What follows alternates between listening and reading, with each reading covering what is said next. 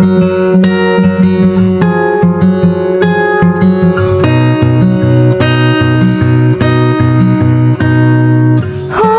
ng pananabik ang namumulaklak sa panimula ng isang panahon kung saan nais kong umalis.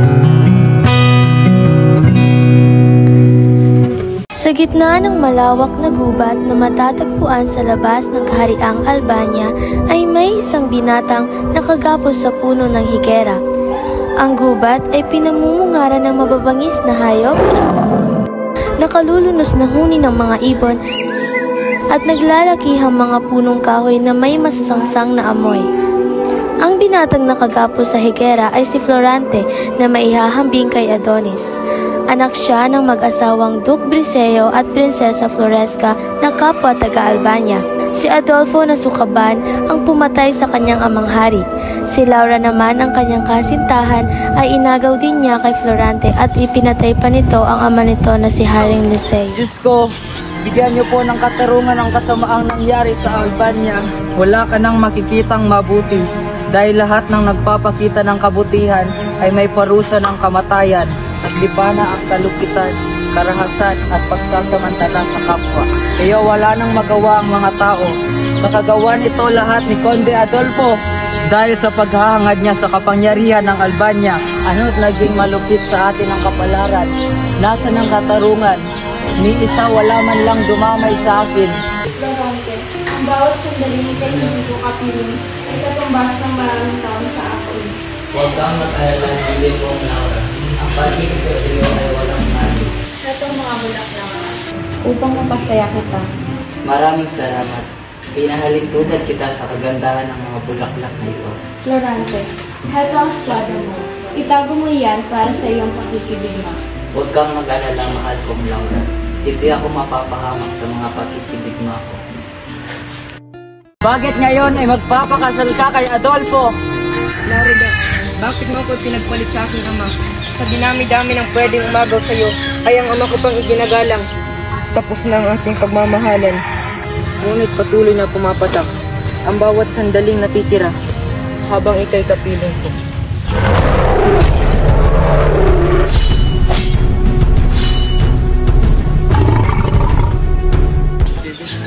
Laura, o giliw kong Laura, ikay isang Moro. Sino ka? Hindi ako makapaniwalang isang Moro ang magliligtas sa akin. Oo nga, ako ay isang Moro. Ngunit ako ay may puso at damdamin din. Huwag kang matakot, ika'y aking aalagaan muna. Nakita ko sa iyong pananamit na ikaw ay taga-Albania. Ako naman ay isang Persiano. Kahit ang bayan niyo ang kaaway na ang aming bayan, ay tinuturing kitang katuto. Salamat sa pagliligtas mo sa buhay ko. Kung ako hindi mo na iligtas, ay malamang nasa tiyan na ako ng mga busog na leon. Walang anuman, sino pa ba magtutulungan kung di tayo rin nagparehong sawing palad?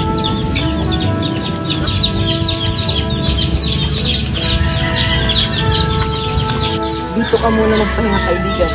Huwag na magkitang aalalayan.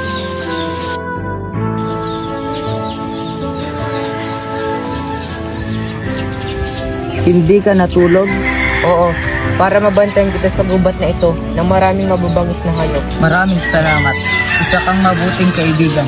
Paano kita mapapasalamatan? Magtiwala ka sa akin. Ukwento mo naman kung paano ka nagkaganito. Isasalaysay ko sa iyo ang aking buhay mula sa aking kamususan.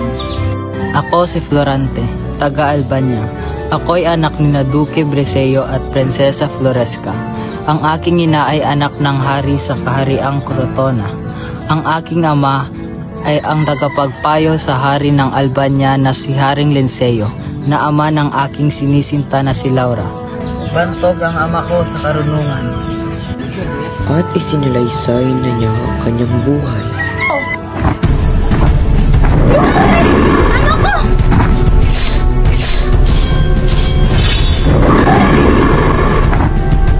Ang aking anak, mabuti na lamang at nasa mabuti kang kalagayan.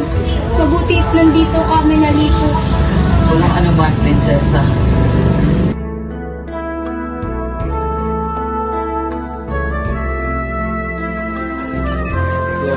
anak. Kailangan mong mag-aral sa akin at upang mahasag iyong kakayahan at kaalaman. Hindi maaaring mag-aral si Florante sa Atenas. Hindi ko kaya mawalay siya sa aking piling. Ngunit paano ang aking ina? Batid kong pagmamahalin, ukol ng iyong ina. Subalit kung tayo'y patatangay sa kulungkutan, sanhin ng ating paglalayo ay hindi mo matatagpuan ang tagumpay. Iyan ang dahilan kung kaya't dapat nating pagtiisan ang lahat. Ang kapangyarihan ng luha ay dapat nating pawalang kabuluhan. 11 taong gulang si Florante nang pumasok sa Atenas. Si Antenor ang kanyang guro. Naging kamag-aral niya si Adolfo na anak ni Conde Sileno. Huwaran si Adolfo sa kabaitan sa klase. Ngunit sila ay hindi naging malapit sa isa't isa. Pagkaraan ng 6 na taon ay natuto si Florante ng astrolohiya, matematika at filosofiya. Ang ating paaralan ay magkakaroon ng pagsasadula hango sa buhay ni Reyna Yocasta. Papel at Diocles ang gagampanan mo. Natauhan naman ni Reyna Yocasta ang gagampanan ni Minandro. Patuloy ang kanilang paghahanda. Lahat ay masaya maliban kay Adolfo. Ako ang dapat si Diocles, ngunit ang napili ay si Florante. Hindi pa nakikita ni Maestro Antenor na ako ang mas mahusay sa aming dalawa. Nalalapit na ang araw mo, Florante, sapagkat ikaw ang umagaw sa aking kapurihan. Bukas, magiging ganap ang aking paghiganti. Bukas. At nang dumating na ang pagtatanghalang dula, ipinakilala ang pangunahing tauhan ng kasaysayan, si Florante. Mabuhay si Florante! Mabuhay! Magpakabusog ka na sa puri, Florante, at katapusan mo na. Sisimula na ang ating dula, kaya lahat ay dapat pumesto na. Magpakatatag ka na, ito na ang iyong katapusan. Ikaw na umago ng kapurihan ko, kailangan mong mamatay. Mamatay ka na! Bitawan mo yan! Anong nangyayari dito? Bakit, Adolfo? Bakit mo tinanggap patingin ng iyong sariling kababayan? Sa kang baliw, Adolfo! Kailangan mawala siya, sapagkat siya ang umagaw ng aking karangalan. Sa kang ibang. Isa kang ulupong at saking. Patayin si Adolfo! Patayin ang sukab! Sa muli natin pagtatagpo ay titayakin ko ang aming tagumpay, Florante. Titayakin ko. Paano kaya kita magagantihan, Minandro? Kundi sa iyo ay sana akong malamig na bangkay. Ang lahat ay utang lamang sa Diyos. Ako'y kasakapan lamang niya upang ligtas ka sa kapahamakan. Florante, para ko na nakikita ang malapit nang dumating ang araw ng iyong pag-uwi. Sa palagay ko hindi ako makakauwi nang hindi ka kasama. Kung sumama kaya ako, ipagkapuri mo naman ako sa iyong mga kaibigan, 10 ng ama mong duka. Abay, siyempre, ipapakilala kita. Hindi masama ng isang tao ay magkaroon ng matayog na layunin. Ang masama ay ang tamuhin ang katuparan na niyon sa kapinsalaan ng kapwa. Hindi masama ng isang tao ay magkaroon ng matayog na layunin. Ang masama ay ang tamuhin ang katuparan na niyon sa kapinsalaan ng kapwa. Kung paano nagkaroon ng isang kain na pumatay sa kanyang kapatid na si Adel nang dahil sa inggit. Paano nga kaya hindi magkakaroon ng isang Adolfong naghahangad na pumatay sa kanyang sariling kababayan? Kahanga-hanga ang ginawa ni Minandro. Ito ay isang magandang halimbawa ng kapagkabayani.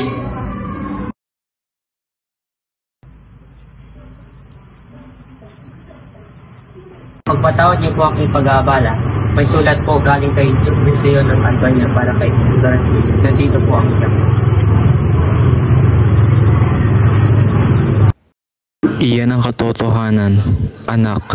Pumanaw na ang iyong ina. Hindi ko na ito pinaalam sa iyo noon upang hindi masira ang iyong pag-aaral. Ang iyong ama, Duque Breseo. Wala na ang mahal kong ina. O mahabaging langit.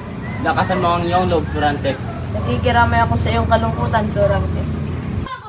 Napatingin sa malayo si Florante, nawari natatanaw ang larawan ng kanyang ina. Ina, bakit hindi mo ako hinintay? Hindi ba't sinabi ko sa iyo na ako'y magpapalik upang ihandog sa inyo ang aking tagumpay? Huwag masyadong malumbay, Florante. Hindi makakatulong sa katawan mo ang kalungkutan. Maraming salamat sa iyong pag-aalala, Minandro. Isa kang dakilang kaibigan.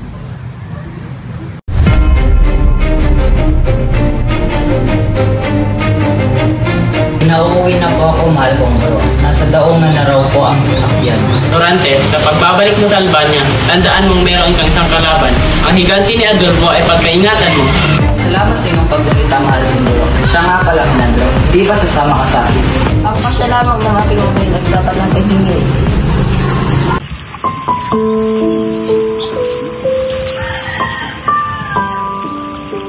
Ama, hindi ko akalaing ganito kapait ang ating pagkikita. Anak ko, sinusok tayong tadhana. Marahil nga, Ama. Ama, mayroon nga pala akong ipakilala sa iyo. Kaibigan ko si Minandro. Aking kaliitan ay handang mong likod sa iyo. Balitaan ko ng lahat. Sa kang tunay na kaibigan, ay titiwala ko sa iyo, Minandro. Balang araw ay makakaganti kita sa iyo.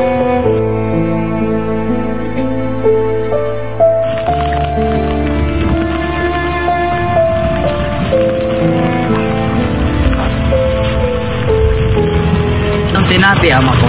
Ito'y galing sa iyong ninuno na siyang monarko sa Crotona. Kailangan niyang tulong ni Haring Eliseo. Kapagkup ng mga kaaway ng Moro ang Crotona sa pamumuno ng kilabot na si General Osmali. Anong pasya mo, mahal na Duque? Hindi nag-aksaya ng sandali ang mag-ama. Kabuting pagdating. Mabuti at nagsadya kaagad sa akin. Ang Crotona na kailangan ng aking tulong.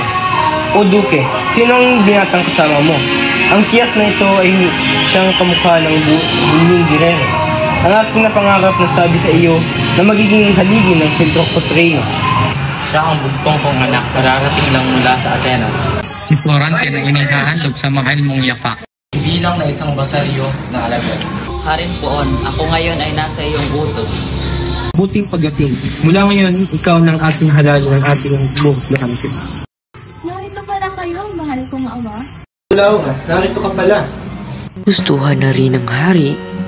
Ang magandang si Laura ay nakaumpok nila sa pag-uusap na iyon. Kakaibang damdamin ang nadama ni Florante. Halos litong-lito at tituwid magsalita si Florante at laging sumusulyap sa kagandahan ni Laura. Napakaganda niya. Ano kaya itong nararamdaman ko? Pag-ibig na ba ito? Kay kisig na binata, sino kaya siya? Nang matapos ang kanilang pulong, umuwi na sina Florante. Hindi mapawi ang kanyang kalungkutan dahil malapit ang digmaan. Anong hiwaga ng pagkakataon? Ako'y parang hindi makapaniwalang sa mga sandaling ito ako'y humihinga pa. Nalalaman ko ang sandilan ng kalungkutan. Ipinagbuloksan mo ang pagpanaw ng iyong ina. Hindi yon ang dahilan, Laura. Ang kalungkutang nadarama ko ngayon ay nagsimula nung ika'y makilala. Kung ngayon, nalulungkot ko ang una natin pagkakita. Hindi mo ko maunawaan, Laura. Ang kalungkutan ko ay sanhi ng aking damdaming na inuukol sa iyo na maipahayag. Subalit sa pagkakataong ito, ikamamatay ko kung di mo mababatid. Ikaw ang aking iniibig, Laura. Laura, iniibig kita. At kung hindi ka labisan, ay nais kong magbago. Bago ako magtungo sa larangan, ay ibigay mo sa akin ang liwanag na isinamo ko. Hindi ko nais na lumisan kang malungkot, Florante. Kay ligaya ko, sapat na ang mga luhang iyan upang masabi ko na ako ang pinakamapalad sa daigdig. Florante, lumakad ka na at umasa kang patnubayan ka ng aking mga dalangin. Ang iyong pag-ibig ay siyang magiging sandigan ng aking tagumpay. Paalam.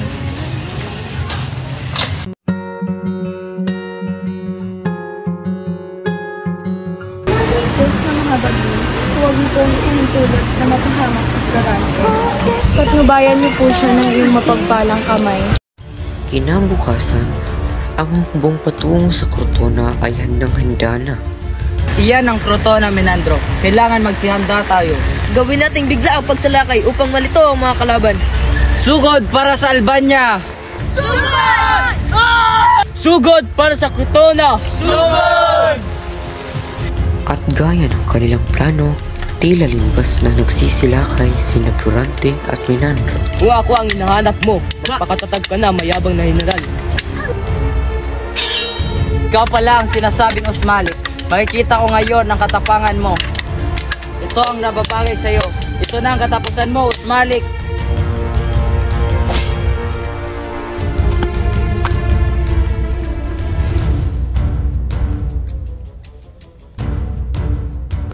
Sitakas ang iba. Nagtagumpay tayo, Florante. Isang kilabot na gerero, Florante. Nagapi mo ang bantog ng general ng mga Moro. Ikaw, Minandro, kahanga-hangang iyong tapang. Tara na sa palasyo. Mabuhay! Mabuhay! Mabuhay ang tagapagligtas! Minandro, hindi ba ako namamalit mata lamang? Ang watawat ng Moro ay nasa taas ng palasyo ng Albania. Sakop ng mga Moro ng Albania. Sinakop nila tayo nung tayo nasa Crotona. Tila may kasama silang babae, General. Di ko gaanong maaninag. Diyos ko, si Laura, siya nga. Si Laura nga, Florante! Mamatay na kayong lahat! Laura, aking Laura, anong nangyari? Maraming salamat at ako'y nailigtas niyo sa tiyak na kamatayan. Ang buong kaharian ay nasa kamay ng mga Moro. Ang aking ama at si Doc Briseo ay kasalukuyang nakakulong. Huwag kang mag-alala. Ngayon ay sasalakay namin ang palasyo. Kawal, Minandro. Maghanda tayo. Tayo ay maglulusob sa palasyo upang gupuyin ng mga Moro. Lumusob na tayo.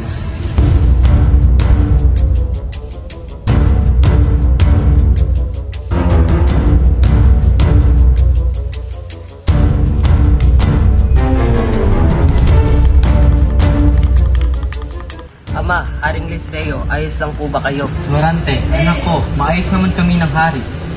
Salamat at inabot niyo kaming buhay. Hindi ako nagkamaling hiramin ka ng agad ko. Ikaw nga ang mandirigma na dumalaw sa ating panaginip. Subalit may isang hindi natuwa, si Adolfo. Talagang sa kanya na humaling ang hangal na hari. Kung meron mang anay na sumisira ng kahoy, ako ang anay na yaong sisira sa inyong lahat. General, may liham po galing kay Haring Liceo. Maraming salamat. Pinapauwi ako sa Albania at iwan raw si Yung Hukbo. Paalam mo na, Minandro, uuwi muna ako sa Albania. Nakapagtataka naman yata, hindi kasama ang Hukbo. Anong ibig sabihin nito? Hindi niyo ba ako nakikilala? Ikinalulungkot namin, General. Ito yung inutos sa amin ng hari. Sa laki ng kanyang pagkamangha ay kinulong siya sa isang madilim na bilangguan at dito niya nabatid na. Magandang umaga, inutil na General. Kamusta naman ang iyong kwarto? Maganda ba? Adolfo, bakit? Paano? Bakit na sa iyo ang sentrong corona? Taksil ka! Bakit mo ito nagawa sa iyong sariling bayan? Nasaan ang ama at ang hari? Florante, kawawa ka naman at nahulog ka sa aking bitag. Alam mo, pinubutan ko lang naman ang iyong ama at ang hangal na hari. Dahil hindi sila nararapat na mamuno sa Albania. Mga walang utak. Pakawalan mo ako rito. Magbabayad ka ng mahal, Adolfo.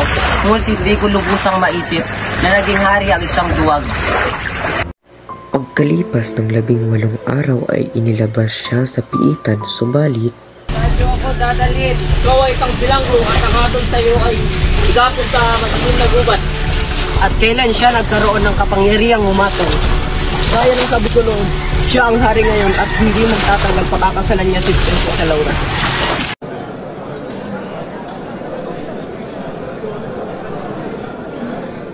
Kay Laura, tama nga ang aking hinala. Mga kawal, mag-anda kayo ngayon upang lusubin natin ang Albania.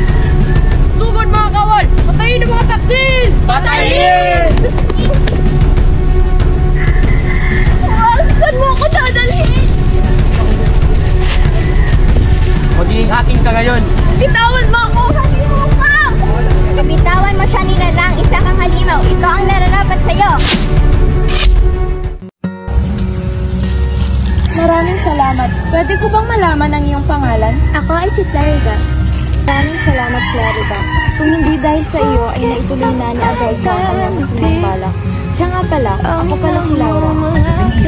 Ay nilisan kong Persia at nilakbay kong madilim na gabi. Hintay, wala ka bang naririnig? Oo nga, sayo na ating pakinggan. Subalit sadyang hindi ko matanggap ang pag-ibig ng Sultan. Ninais ko pang magpakamatay, pero paano si Aladdin? Hanggang sa maisipan ko ang tumakas, inindas ko ang kaparangan at kabundukan. Hanggang sa marating ko ang kagubatan at isa ka rin palang sawing na nalayo sa iyong tunay na minamahal. Iyan at si Laura ang aking naririnig. Oo nga, at kasama niyang mutya kang si Clarida. Laura! O aking Laura! Clarida! Para dito di ko na kaya.